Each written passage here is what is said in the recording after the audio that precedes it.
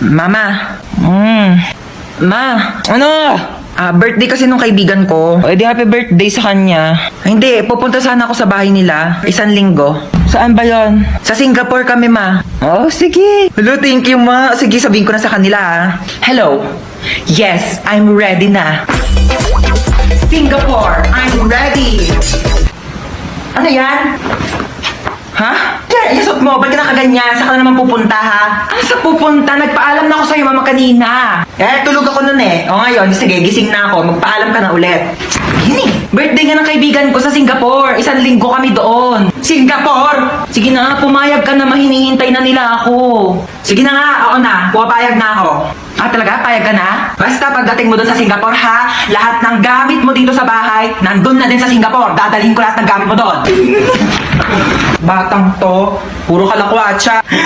Ah! Nak! Po! Nak! Bakit? Nak! Bakit? Nak! Ito na nga, bababa na. Hintay pa ako bumaba, pwede naman sabihin yung utos. Ano yun? Ay, andyan ka na pala. Kunin mo yung pantahi ko. Anong pantahi? Nasaan? Ando sa kwarto ko sa 2nd floor. Ano ba yan? Sa taas na ako kanina. Pinabababa mo pa ako tapos sa taas lang di pala yung utos mo. Huwag ka magreklamo, ha? Kami nga nung kabataan namin naglangoy-langoy pa kami sa dagat tsaka nag-akyat pa kami ng bundok para makapunta. Ito na. Ito na. Lang ng hagdan, dami mong reklamo. Ito na. Thank you. Ay, nakunin mo pala yung walis tingting. Nasa rooftop. Ano ba yan? Nasa rooftop? May reklamo ka? Wala. Ayan. Ay, kunin mo pala yung timba. Nasa rooftop din. Ano ba yan? Ba't kasi pa isa pa? Ano ba kasi gagawin mo dito sa timba? Maglalaba ako ng damit. Maglalaba kayo nasa rooftop yung washing machine. Ay, oo nga, no. Sige, akyat mo na yung timba na yan. Sabi na AM na agad. Bilis mo ng oras. Tatamad pa akong bumangon eh. 10 minutes na lang, 10 minutes. Ano ba yan? Bakit bang ingay ng mga baby? Oh, gising ka na pala. Sino ka? Anong sino ako? Ikaw talaga? Pagod ka lang siguro sa trabaho. Anong trabaho? Grade 11 pa lang ako, nag-aaral pa lang ako. Teka lang nga, ba't ang iingay ng mga batang yun? Sino ba yun? Ano ka ba? Mga anak mo yan, si Chuchay, pati si Kendra. Hi, Daddy! Hi, Daddy! Wag mo ako tawagin Daddy, kadiri kayo.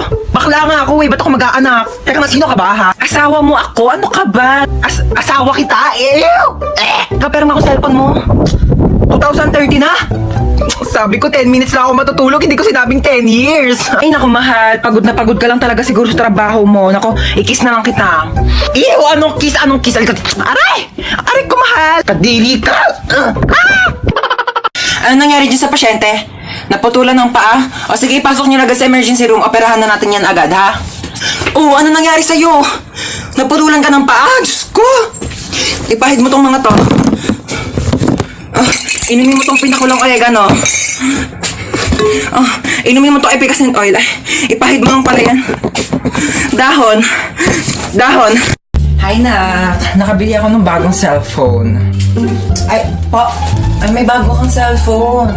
Sige po. Oo, maganda daw to. At saka may airplane mode daw to, sabi nung nagbebenta. May airplane mode? Maganda po yan. Oo, nakbuksan mo nga yung airplane mode nito. Sige, amin na po. Ito po, nakabukas na. Ayan, thank you. Tatry ko na yung airplane mode, no? Sana lumipad ako. Sige po, try nyo na.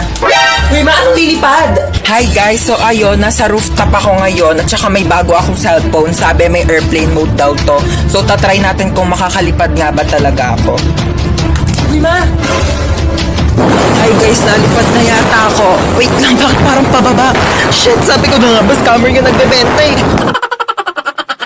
Hallelujah. Ma, uwi na tayo.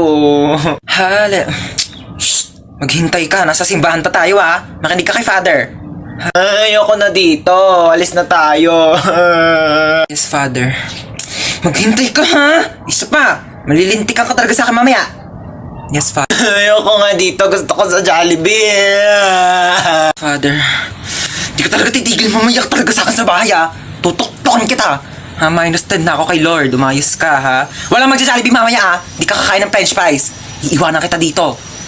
Sorry, Father. Sorry, Lord. Mapit ang daming basura sa labas. Hubarin mo yung sapatos mo. Pasok muna ako. Ang init kaya. Hubarin mo yung sapatos mo. Bawal magpasok ng sapatos dito sa loob ng bahay. Ito na nga. Hubarin ko na.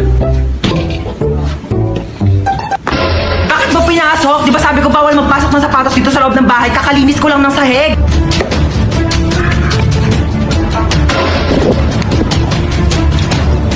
Lo, binato pa talaga yung sapatos ko sa labas eh.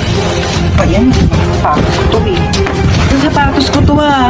Mga sapatos ko to eh. Ito pa to si mama. Ma, bakit yung mga sapatos ko nandito sa basurahan? Diba sabi ko nga, bawal magpasok ng sapatos dito sa loob ng bahay. Lo, bakit mo naman nilabas lahat? Ang mamahal kaya ng mga sapatos ko. At saka di mo pwedeng basta-basta mo na lang iwanan dito sa labas yung mga sapatos ko. Eh, paano kung may kumuha? Hala, yung sapatos ko nawawala. Ibalik mo yan.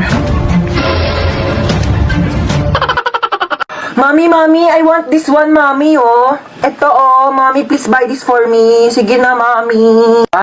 Ano gusto mo, nak? You want this one. Ang dami mo ng toy sa bahay, nak. Okay, last na to, ha? After this, tama na, okay? Magkano to? 15,000, okay. Yay! Thank you, Mami. Lo, papabili din naman ako. Mama, I want Barbie. Mama, gusto ko Barbie. Sige na. Tumigil ka nga sa kaka-Barbie mo, ha? Wala tayong pera. Pambili na ito ng ulam mamayang gabi, ha? Tumigil ka. Dami-dami mong laruan sa bahay, di yun yung gamitin mo. Ma, gusto ko ng Barbie. Gusto ko ng Barbie. Sige, ha?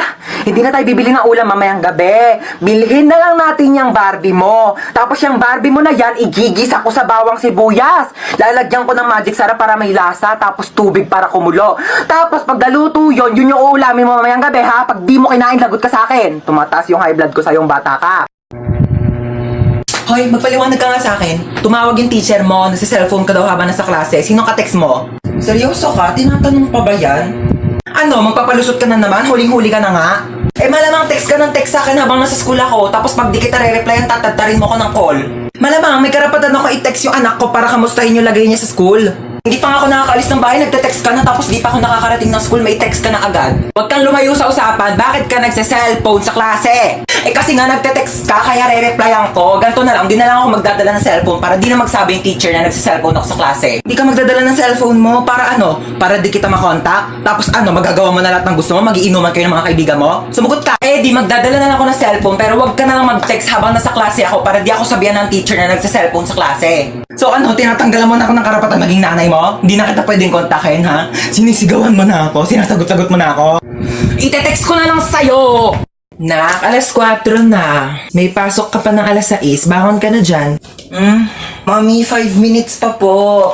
5 minutes. Okay, sabihin mo lang kung masama yung pakiramdam mo. Pwede naman kitang hindi mo napapasukan sa school, ha? No, Mami, I'm fine. Okay lang ako. Inaantok lang talaga ako. Sige, bangon ka na dyan.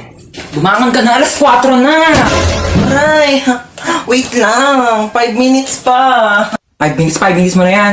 Pag di ka bumaba, huwag ka na mag-aral, huwag ka na pumasok. Magtambay ka na lang. Oo na, Mama. Yan, talaga batang, hindi pa rin talaga bumababa.